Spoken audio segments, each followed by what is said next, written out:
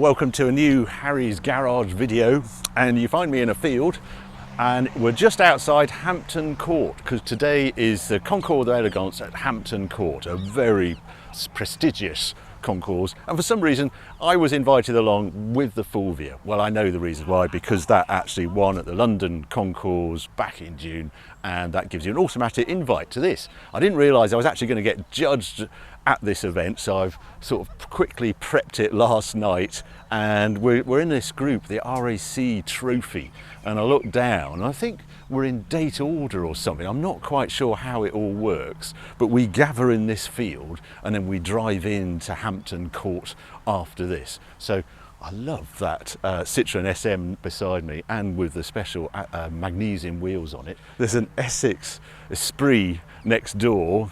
I've just spoken to the owner. He's had it for 17 years. It looks terrific. A Countach, Sagaris, all sorts of things. Not quite sure how it works.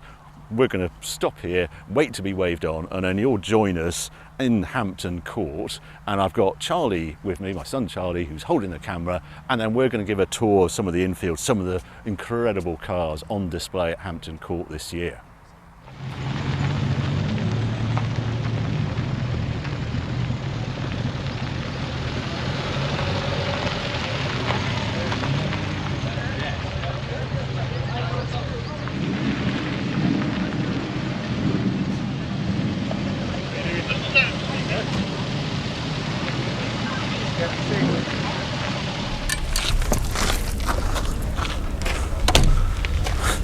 Well, we just arrived at Hampton Court. It's a Pim's tent there, which is very nice. Normally we drive through the grounds across all the gravel and all the way in, and then you have to dust off the car when you arrive. But we've come in this time by the road. That's the last few cars are just getting manoeuvred into space.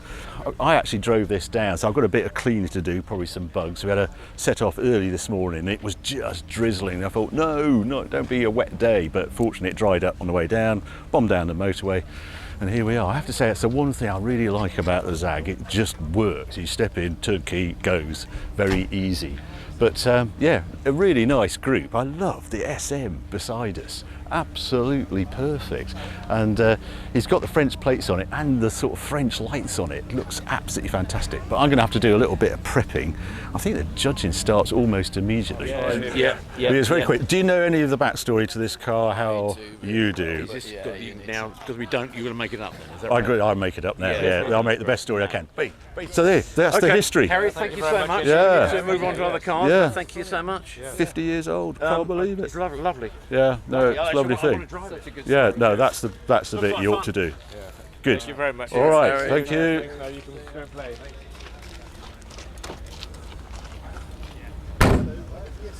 Right. Well, there you go. That's the judging over. You never know how it's going to go. There's some fantastic cars here, so I can't believe we're going to do anything here. That SM, I've never seen one like that. And there's one or two, there's a Facey Vega up there, all sorts of quality cars. Anyway, I'm going to have a quick drink and then we'll do the tour around the field. Right, it's going to start the walk around because it's lunchtime, it's 1 o'clock, and we've got about half an hour of quiet. Nobody on the other microphone, loudspeakers to go around the cars. I'm starting with car number 1, a 1961 Ferrari 250 GT California Spider. Incredibly cool. I'm joined by Charlie, my son, as well, because he knows a few about these cars. What do you say about this? It's just glamour. Yeah, short wheelbase. I think they were 200mm shorter than the long wheelbase versions. Yes. But cool car, isn't it? Well, bought off the motor show stand. This is at the Paris Motor Show in 1961. Bought by a film director. French actor, film director. Second owner, very famous French actor, and he lived in Monaco, hence the MC plate on here. And being France, of course, you have the yellow bulbs in the headlights and in the spotlights as well. And the other little detail, Rob, if you come round the back, I was talking to the owner who, lucky owner has this car and he's just had it restored, and all the photographs showed that the French actor, he used this car and he had a luggage rack on the back because he toured in it, and he used to just buy these sort of the accessory shop. They couldn't find one, so they actually made this bespoke during the restoration. So it is utterly perfect, this car, MC plates on it. I'll be very interested how it does, but yeah, it's going to be used, I know the owner, it's purely to be driven. They're showing it post-restoration, and they're everywhere in Europe in this car. Where should we go next, Charlie? Go down the line. I don't know much about this car, but just some of the details. Look at these wipers. They're weird, aren't they? Where do they actually meet? Do they actually clear each other's screen? And then if you look in the back, this enormous fuel tank in the back, all riveted. It's the way they used to do race cars in the back. If you look under a 250 GTO, that's how they made the fuel tanks. And then you've got a spare wheel in there that I don't have a clue how you'd get out if you needed to. How do you get that wheel out? Borrow on it. That doesn't open, does it? No. That's weird. Over the top. That is so weird. Don't know. Yeah. Beautiful Delahaye Henry Chaperon body, stunning, really. It is, isn't it? And two-tone sort of a mini on it as Bugatti well. of sorts. And look at that metal sunroof in it as well. They're very, very clever. 1938. Another Chaperon body. I think this was actually. I think there's a story behind this one. I think it was. This is almost a concept or a prototype or something. The first owner wanted a drop head version of his R-Type. Yeah. And he took it. I think Mulliner were destined to do it, and then I think he saw the quote and went, "Nope, sorry, that's a bit too much." And then had Chaperon body or coach builders to then do the roof, so that folds flat, and it's a drop head version of something that I don't think ever was a drop head. He actually, in 1956, rolled the car, so it needed to be rebuilt. Sense. Yeah. And he went to Mulliner to see if he could get it converted to a convertible, and then ended up at Chaperon to do it. Who would obviously did a Citroen DS. Very elegant. Yeah. As you just trip over a 250 GTO. And it's actually a very rare one in the series of being right-hand drive. It was originally campaigned in white, John Coombs, Goodwood back in periods. And I think it has, of course, been red at some point in its life, and it was recently returned back to white. I've been lucky enough to see this car from underneath. I think it's the first GTO I've seen from underneath, and it's very special. Again, riveted fuel tanks, and we're just recording them. They've actually got a live axle and leaf springs on this. You always think they're super racing cars, but they're not. And there's picture of Graham Hill in this car as well. Very special. Is this the only 250 GTO here this time? Yes. I'm not sure. Yeah. They've got an LM and a 275P, so. Right. No, but only GTO. Right. And then Carroll Shelby, Cobra. Yeah. What makes this one special? CSX 001. I was going to talk about how sometimes cars get referred to by their number plates, and when they become even more prestigious, they're then by chassis number. Yes. But this is a very, very early series. Yeah, AC Cobra. You've got CSX 2001. So and signed. It's the initial prototype. Prototype, and it's got the signature on the dash. Yeah, signature cool. Carroll Shelby on the dash. Have you driven one? I've never driven one. They're wild. They are exceptionally wild. The closest I've driven is a Sunbeam Tiger, which sort of underneath is very similar to. You liked it as well, didn't you? Really good fun. Yeah. I'd love to have a go in a proper one, early one. I've never done a proper one. I've only done the replica ones, but exceptional car. And this, a Jaguar XK-SX. And I love the story on this one. This has been in private ownership. And it was in New York, I think. Yeah, dispatched 1957 to New York, sold to Tussie Lex. Purchased by Dr. Brevo of New York, 64. Sold in the early 70s to Frank Opera, the one I wanted to get to. Then, in 91, the XK-SS went into long-term ownership. Gerald Neal was constant, and over 18 years added more than 20,000 miles in it. But it looks so uncomfortable in there. Those bolt upright seats, you've got no space in there. Well, I'm guessing it's absolutely wild to drive. I would have thought so. I mean, D-Type, having driven D-Type, it's very nice to drive, actually, exceptional. C-Type is the one that's really tight inside. They look a bit odd, I always think, with the hood sort of folded and set. Well, you are actually going to use the hood on it. And there was another car that had no boot, so you had the rack on the back if you wanted to put luggage in, and if you undo this, there's probably a spare wheel hiding in there, I would imagine. But very cool to see a private ownership XK-SS. What I always think about these is, in hot temperatures, they didn't really have air conditioning in this age. Occasionally you see it as optional extra, you see the vents on here. But a beautiful car, so hand-built. I think I think this was 3 years in the making, restoration. It was bought a couple of years from the Gooding auction here. Right. And yeah, fresh from, and it was a very special car with a whole load of SVJ modifications from new. Oh, has it? So it's not just a Mura SV, it's a very special Mura SV. Wow. Well, what I remember from driving one of these, if you have a look inside, Robbie, but no air conditioning. It was a warm day like today, and I just wanted to get some ventilation in the car. And the vents are by your elbow. They're between the seats and the elbow. That's the only ventilation you get in the car. There's nothing at the front to blow in your face. There's a little vent to demist the screen, but nothing at you. And it gets very warm in there. So you just have to go quicker and get more air in. Where do we get? Oh, A6 yeah. GCS. This Again, is just gorgeous, yeah. isn't it? This little Maserati. Well, it's just a small coach building house, Frua. They sort of did Maseratis. There's another, that prototype quadruport down the line, isn't there?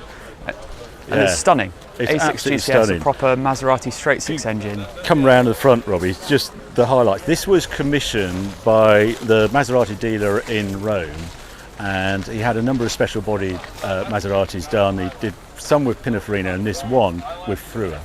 And it's absolutely stunning, and it's obviously been fully restored now. Dash is extraordinary, the engine is extraordinary. It's a twin plug head, so it's a 6-cylinder, tiny little plug leads going to the head. If I can get a shot of the engine, I will add it to the video. But such an elegant car, look at that, behind the wheel, look at those gauges. Maserati had such style in those days, and then enhanced by the Frua design one-off Spider you see here. Now, start another row. This is known as the Pearl Collection of the next few cars. An exceptional collector here has brought his private collection on, and he's the featured collector this year at Hampton Court. My goodness, he's got some cars in his collection. Yeah, we'll kick off with a 1964 Aston Martin DB5. This is the James Bond replica. It's not actually 1965, but it's obviously a very, very good copy that the factory produced. It had me fooled because inside there's these labels and they look aged to me, and I wasn't sure if it actually was a true James Bond car. And then I saw some stickers actually on the bullet screen at the back. If you look just down the centre console, Robbie, under there, beautifully done. But yeah, the factory did produce a few replicas, but I think they did 25. so they, something like that. they did something like 25 these cars, and it's been demonstration. It's smoke screen and guns. You can hear them go off every now and then in the background. I like how they used in the film E46 M3 with a yes, they DB5 did. body on top. Apparently they're spectacular. The actual stunt cars they had were just amazing. But a very different car next door to it though. Yeah. My goodness. 1936 Bugatti Type 57S Atlantic. This is a beautiful car. This was a Earl Howe car originally, who was a very famous British aristocrat come Bugatti racer, and this was his road car. And the design of the Atlantic coupe is off the scale.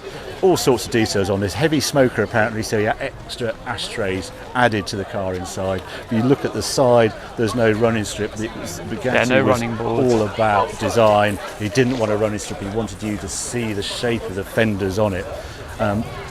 Earl Hull again had a luggage rack. Seems to be a feature of all these cars for touring, so he had that on so he could go touring in it and put extra bags on. Spare wheel hiding under there, and the signature for me, Charlie. Yeah, the five exhaust pipes. No one knows why there's 5 exhaust pipes. The engine is a straight 8. Why do you have 5 exhaust pipes? Only Ettore Bugatti knows, but it's a very beautiful car and lovely to see it here.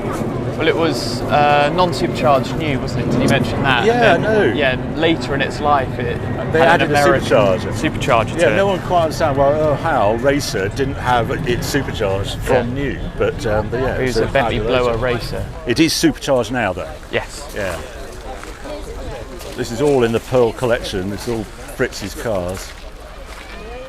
Then I love this do it Fiat then. Abarth record-breaking car, 10,000 kilometres at something like 118 miles an hour. Probably a tiny engine, though. Yeah, it was 1,000 cc. 1,000 cc. Oh, sorry, it says there on there. And you yeah. just have a cabin. I can't imagine how hot it gets in there. Half a steering wheel, which I really like, because I think that's the only way that you can fit in there. I see. Or They've actually chopped it. Yeah, Someone had they've taken chopped a it. hacksaw to it. That's nuts. So they've done that. I imagine there's weight saving in there as well. It does look super slippery. It looks like a miniature sort of bluebird or something like that, doesn't it? It's got a minuscule coefficient of friction, so yeah. I'd love to know. But I love that. What's this, mid-50s? No, 65 actually. 65? 65, Yeah. It's very modern. Yeah. Super cool thing. Very cool, yeah. All hand-painted on the sides and everything. Yeah. So. A very different car, but also a very quick car beside it. Yes. Centodieci, 10, aren't there? Yeah. What's think the price of these? I think they're 8 million. Yeah. I know the owner of this actually has 2 of them. Yeah. 2 different colours. Just have crazy. 20% of them. It's not yes, bad, I is suppose it? so. And he has an EB110 SS also to match this one. Well, I imagine the other 8 also have matching EB110s. Yeah. You would have thought. Yeah. But super cool interior on this one, all the quilted stitch and that's everything what the like that. EB110 had, wasn't it? You know. Well, I remember when you did that class here a few years ago. On the lawns over there was that EB110. I did. The Sultan of Brunei car or something. Yeah. Wasn't it? It was beautifully done. I've driven an EB110, obviously not on video, but they're a GT. It was extremely like the Veyron, not quite as quick, but it was much more luxurious than you expect from the quad cam, quad turbo craziness. That isn't really felt, and you had to wait for the boost to build, and then you're off. But it just felt luxury. That was the thing I noticed about it. But this, well, I obviously lived with that Chiron for a couple of weeks. So I'd love to try that one of those. that was cool, wasn't it? That was very cool. We know an owner of one of these as well, and he says this is much longer geared. Yeah. And he actually preferred the one that we borrowed. Per Sport. His Per Sport, shorter geared, much more of a driving machine. But what a design statement! Yeah. This is super cool. Type 59, King Leopold of Belgium. We both rather like this one, don't we? Yeah. 1934 Bugatti Type 59. Totally original. Yes. Proper race car. I One think of the most significant Bugatti race cars of all time. It won at Spa. I think it was 3rd in the Monaco Grand Prix, wasn't it? In this 1934. It was actually sold after its race career to the King of Belgium. Yeah, King Leopold. King Leopold. And they painted it black, and you can see it would have been blue underneath. You can see underneath all the flaky paint, it was blue. So it was just sprayed, blown over, and sold off to him. Yeah, and Fritz is very keen to keep it absolutely as is now. He's saying we're just own this thing for the next generation. He will not touch it. This is literally how it's been. He never restored nothing, just driven. He was always saying that the bird poo on the back was original, but I don't know when that was added, but I can't believe it's that old. But an extraordinary car. We heard it start up before, didn't we?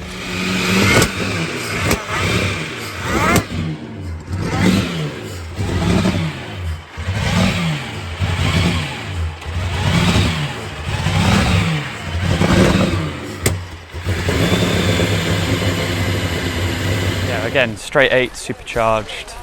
Yeah. With the piano wire wheels as well. Oh, that's right. This very distinctive wheels on it, wasn't there? With the almost bicycle spokes, but then a solid centre. And 19-inch. He was on the big wheel charge back in 1934. And it's one of those cars that you could have just taken the wings off and run it as a Grand Prix car. I'm sure.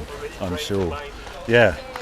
And then we go next door and one of my favourite cars of all time. Yes. Yeah, Alfa 2300 8C Monza.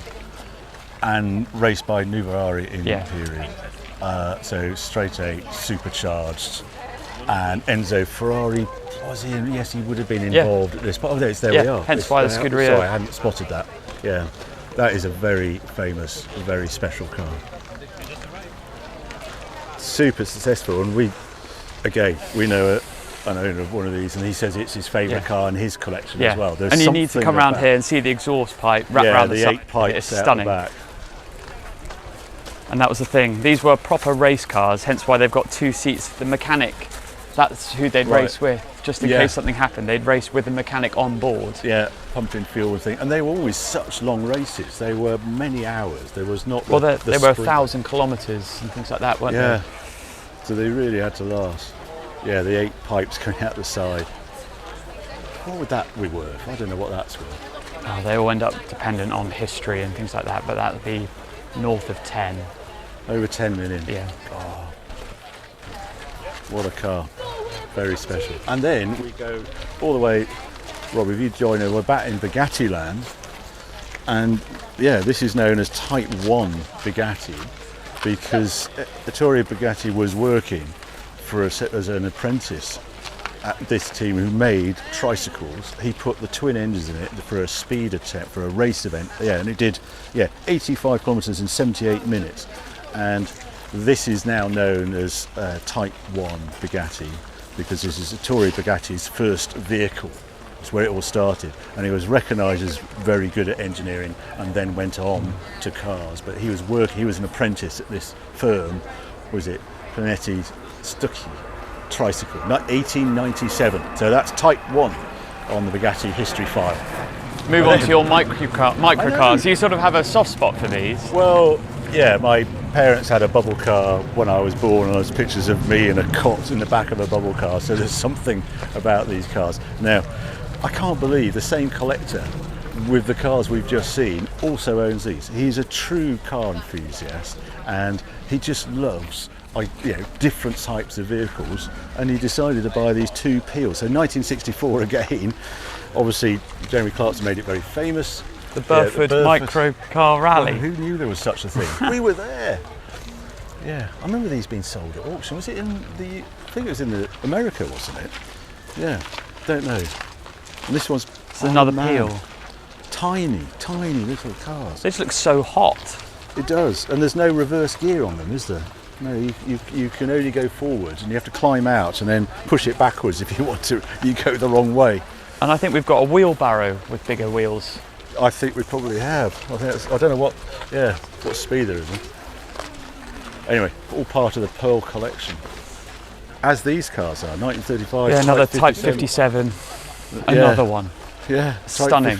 The Stelvio. And what the owner was saying he loved about this was the way the windscreen folds down. So you undo this, you put the screen back, and then it rests on there, and then you are completely open, barchetta shaped. And the other thing I love that, the elephant ears. Yeah, I had no idea.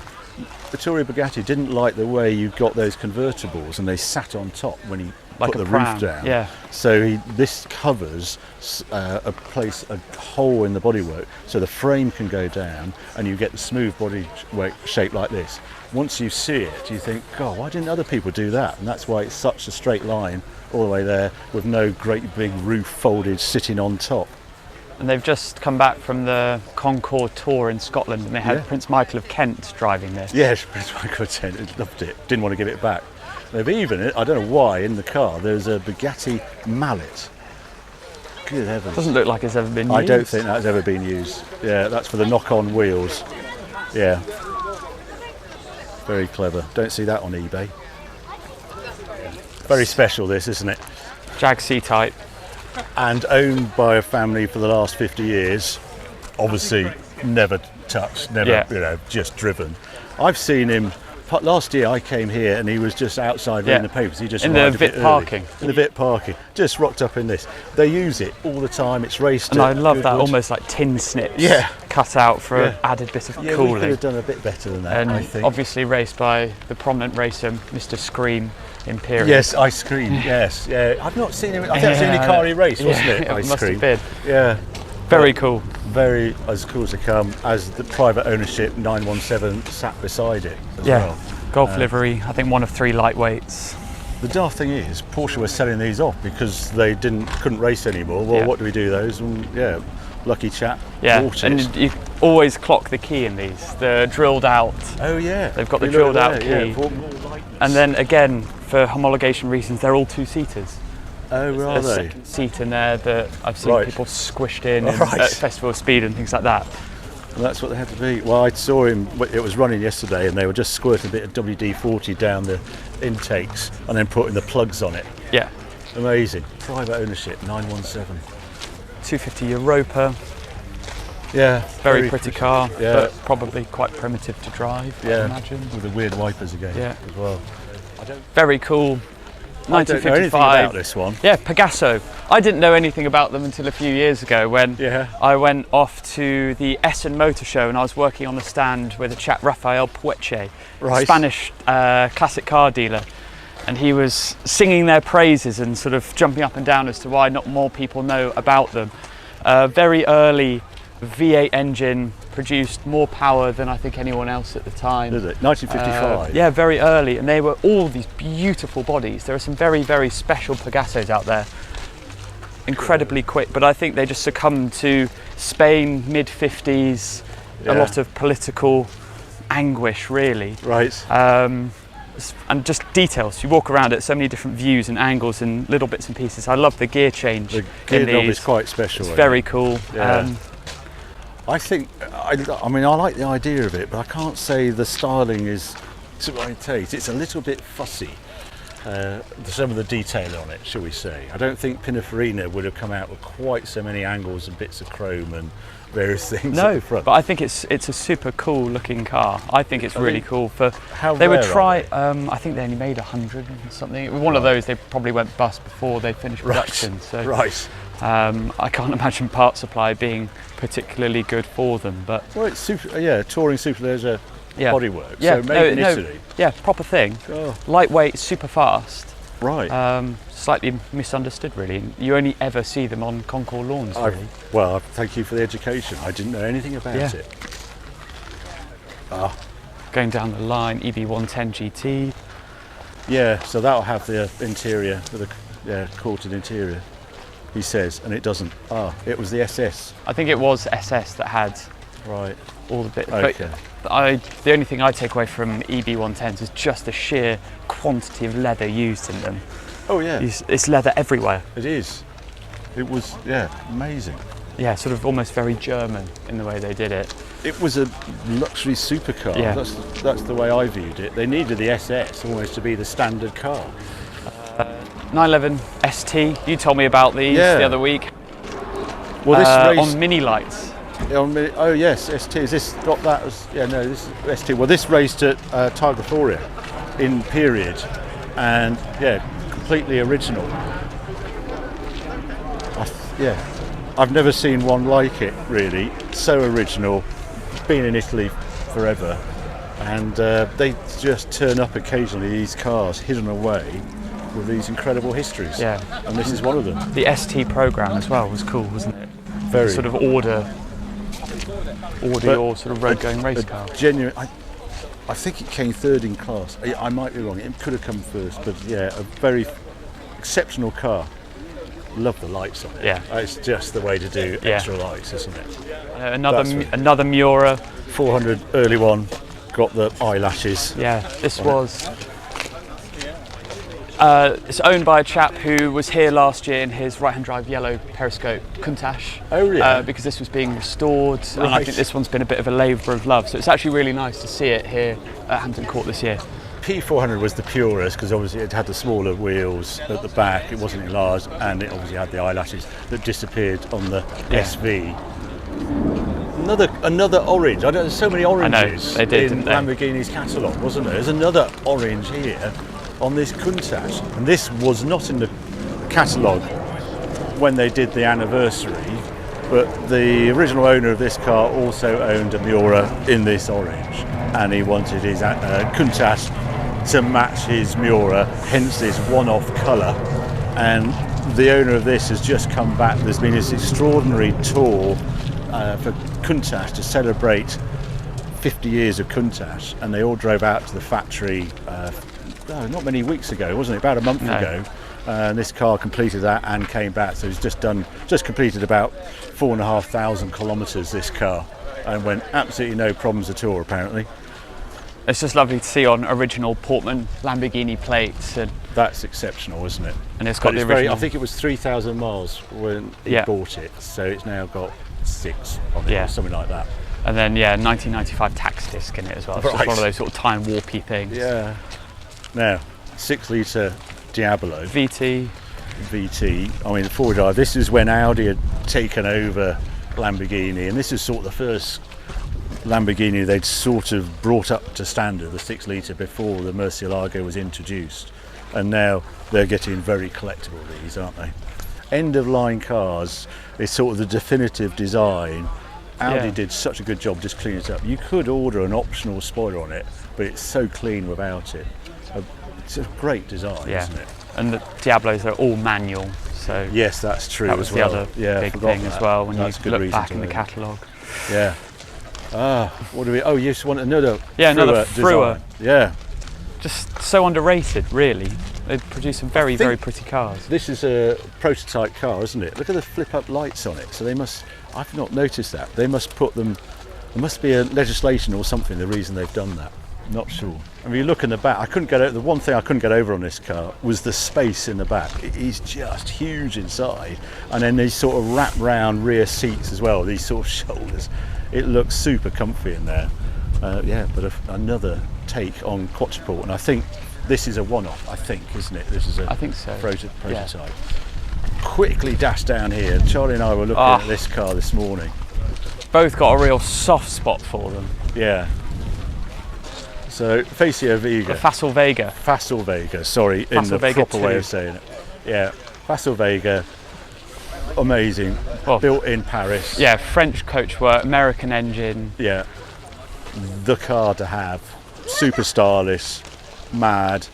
The owner was telling me, I've never got over their slim pillars here, if you look at it, and how it all works with the bodywork. Turns out that is a separate section. When he was restoring the car, they basically have to lower this roof, the whole glassed area, on top of the base car, and then it's all fixed into place. So the bodywork doesn't actually go up there. So there's That no is a sort of separate structural piece. rigidity No, up here. you could do a Barchetta version instantly just by taking the whole roof off. And then there's a beautiful line on this particular car all the way along there, which you never normally see, but you do in a restored car.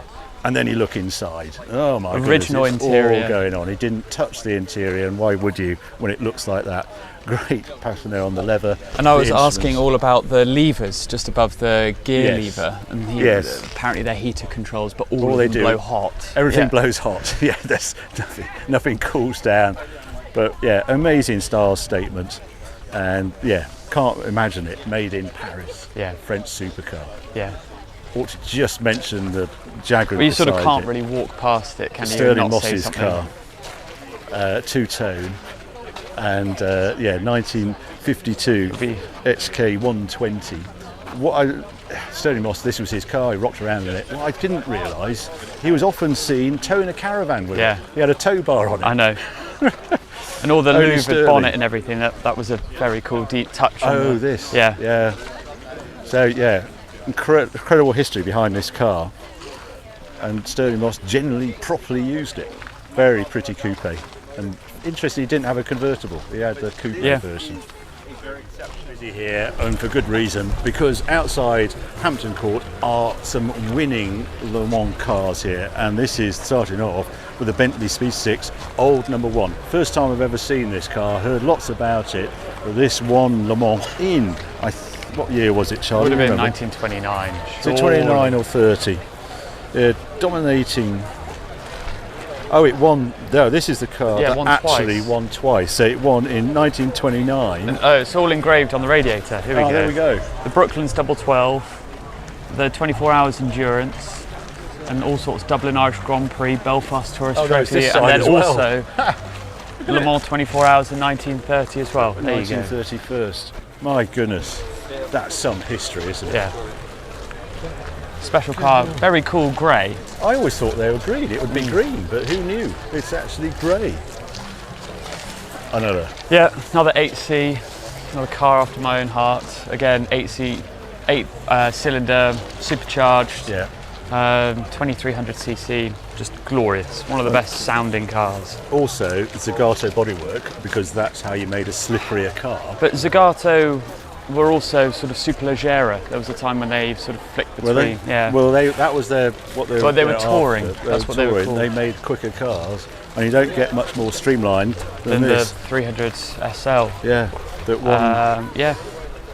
Yeah, 1952 Le Mans winner, and they streamlined this, and apparently they detuned the engine for reliability, but it had, the shape gave it the speed, and it won Le Mans. It was the first German car to win Le Mans. Then another very special Ferrari.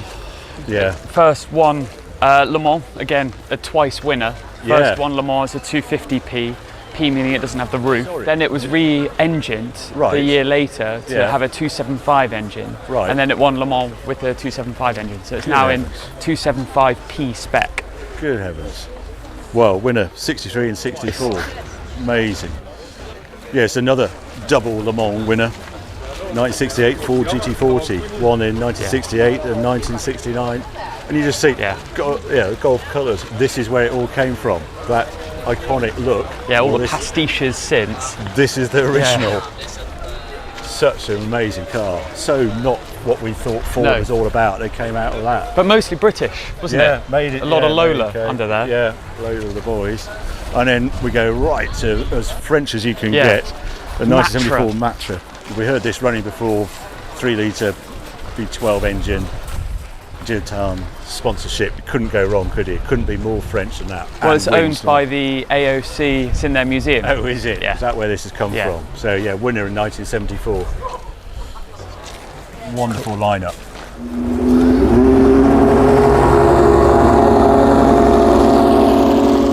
Well, look at the engine cover, the sort of little twisty tabs. That's all drilled out. Why didn't they just make it from alloy? How odd. This is But this stunning. was the first mid-engined Ferrari at Le Mans. They were 250 GTO before, and then they And moved then everything moved back. into the back. Yeah. And that's where you can sort of see 296. That's where this shape sort of comes from. It's a And very then with beautiful the shape. SP3 Daytona, we've got the red with the blue seats, which was the sort of iconic look. And that's where they It's funny drew Le Mans- inspiration from. Funny the F40 didn't go to blue seats, didn't it? You think it was part of Ferrari history, French history. Yeah, lovely looking car. A 330 GT Speciale.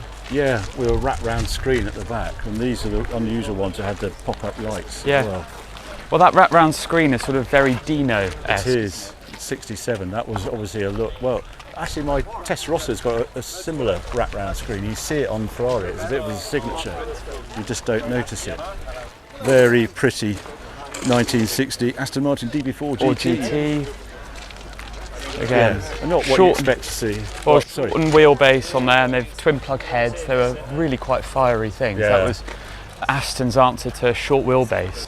And also the racy wide wheels, so the wires go to the right to the outside of the rim to stop flex. So that's how Oh, you right. tell a race wire wheel, kind of a regular sort of touring wire wheel. There's Tom Hartley Jr. We were 2007 McLaren MP4. Bobby behind the camera is probably screaming at us, knowing that we should know far more about this car than we do. Well, I can remember the liquid silver paint. Liquid, They were it was Lewis Hamilton and Fernando Alonso period. Yeah, So you know, a very special car, as is this 2006 Maserati MC12. Frank Stephenson design. He couldn't believe his luck when he got to design this at Maserati. I remember going out to Maserati to do the story on it. I just saw this huge car, but it was more different to the Enzo than Well, everyone that's the thing, realised, isn't yeah. it? I only learnt recently that the engine was geared driven cams. Yeah, and- I didn't realise that. I should have read my own article. The other bit is the roof comes out as Yeah. well. It's an open top and the wing at the back, but it was all because that car was to go racing. We ought to just mention this 1967 Ferrari 275 Four cam. 4-cam. Yeah, the dash 4 means 4-cam. Well, you can also tell the four cam with the bulge in the bonnet. Oh right, again Sort of easy giveaway. It's just the owner of this is a surprise. Yeah. Mate of yours who has the same Super taste in lightweight, shirts. yeah, super and lightweight cars with these. This is Professor Gordon Murray's car, which in the collection, it's an odd one. I can quite understand it, having driven it. It's a transaxle. It's a wonderful driving machine, but I never saw it as a Professor Gordon Murray car. But it is. Especially when I don't think this is an alloy body car. No, So you it's couldn't. not. Well, yes, probably have to sell an extra run of T50s to get a alloy-bodied one. But, yeah, a beautiful example though. Oh, a proper weird car just down here, Robbie. You have to show this. This is the only X configuration engine that was ever made for production. Don't know if we can see. That shows the geometry. So this is the thing with Concours events. Quite often you've seen a lot of the stuff on display before, and every so often you get these weird little bits that pop up that you've never heard of before, you know nothing about, And that sort of put a smile on your face. Yeah, just explain just the Yes. engine very quickly. Yeah, It's so this X engine. It's an X8. So it's Right. an X like this. Yeah. So either you could look at it as two V4s or two Oh, flat I 4s see. crossed over. So- one crankshaft, So 4-cylinder heads. 4-cylinder heads. 2 on top, 2 on bottom. And what was the thinking this was a good idea? Were there any This car, ideas? Like, look at the passenger space in it. Right. You have an Ah, 8-cylinder engine that's so 2 it's cylinders compact. Right. on. And Okay. Ian wrote a huge article on the car. Right. You can- I need to see it. Well, it's lovely when these cars just appear at these sort of events, and then I've never seen anything about it. So I will check out your article now. I know it exists. Made my day. The clutch is at the very back. Oh, that's the clutch So there. that's the clutch there. The thing that fooled me, I thought when he said X engine, I was expecting a 90-degree X, but it's Yeah. actually a flatter That's X. right. It's flattened out, so Yeah. it's a sort of V-twin on It's its almost side. like a either radial. side, There's isn't only it? 2 valve covers. So one valve cover covers 2-cylinder heads Right. Yep. inside there. Right. Well, there you go. Thank you very Yeah. much for bringing it along. Yeah. Oh, it's a beautiful colour, this one. It's annoyingly owned by Simon Kidston, isn't it? Who has a fantastic stable of cars, including the 2.7 RS that his dad bought brand new Yeah. and handed over to Simon when he was in 1990, I think it was. Yeah, What a great he's colour. Just finished restoring it. I think there's a lot of stories to be told Yes. in this car. It's had a fun life, hasn't it, It this has. one? Not a racing life, just No. a fun life. Yeah, Yeah. Doing all the things he wanted to do. love the fact that it's still on yellow and black and white and black plates. Yes, that's true, isn't it? How it should have been. Yeah, back in periods, you used to have reflective plates. When the reflective plates first came out, early 70s, 73, I think. it was. 73, yeah, it was a way of showing you had a brand new car. So we all fitted them into our old cars as well. And now the fashion is to put black and white Yeah. plates on, but no, he's kept the Yeah. reflective plates. So you know it's a touring because it's got the rubber bumpers. on The the lightweight top. had just a almost sticky tape Yes, around the well, side. it was glass fibre front, Yeah. wasn't it? Yeah, I've never actually seen one of these up close. Valkyrie, done, yeah, he's Scottish descendant, so therefore that's his racing colours. Oh no, that's his family tartan. Family tartan across the front. Yeah. On the nose, on the hood scoop. Very nicely done. Interestingly, not inside though. He didn't actually do the seats in family tartan, just on the outside. And he's obviously been on a track day or something. I'm surprised. I think he's passed. it was at Goodwood. Right. Just carbon fibre everywhere, isn't It it? is. Yeah. Everything you sort of almost look at is carbon fibre. Yeah. Well, It's 6 point something, 6.2 litre. oh, it's huge and crazy numbers. Everything's mad about it. I don't know how they fit inside. I'm very glad it's created, but I'm not sure if I'm going to take it down the road for. Look at the ground clearance The down there. ground It's is nothing. Nothing. No. I am not going to take anyone apart. Yeah. And cameras, no rear view mirrors on it, just little cameras sat down here. Right, that's quite a collection. I've lost Robbie, there's Robbie there. That's quite a collection of cars. I think we're going to call a halt there because I think judging is just about to complete and we'll go and see what's happening in the RAC Trophy. Well, there you go. The winners of the RAC Trophy have been announced and they're just going off to the podium there. So third place was that wonderful Essex Esprit, which I think was highly deserved. Second was that early 356 and first place went to that Aston Martin DB Vantage, so that's a straight six with Weber carburetors. I sensed the judges were really looking for originality. It said so in the description, and the one thing my car is not, my little Zagato is not, it is original. It has no bumpers, it has those 45s on it, it's got the works engines. It's my car. I have no issues with that at all. I didn't bid to win Concours, I built it to drive and to enjoy. I hope you enjoyed this tour around the Concours of Elegance at Hampton Court. There's other cars to cover. Thank you very much to Charlie, who's holding the camera, for joining me on that tour around. So many cars to cover. Hope you enjoy that sort of behind the scenes look and some of the details of the amazing cars on display here. If you did, well, keep watching, keep subscribing, more videos coming along very soon. This is very good. Oh, there we are. There's a purple Cullinan. Wow. Yeah, I think the Project 8 is a better purple. And the smoke seems to be coming from that Ferrari up the front.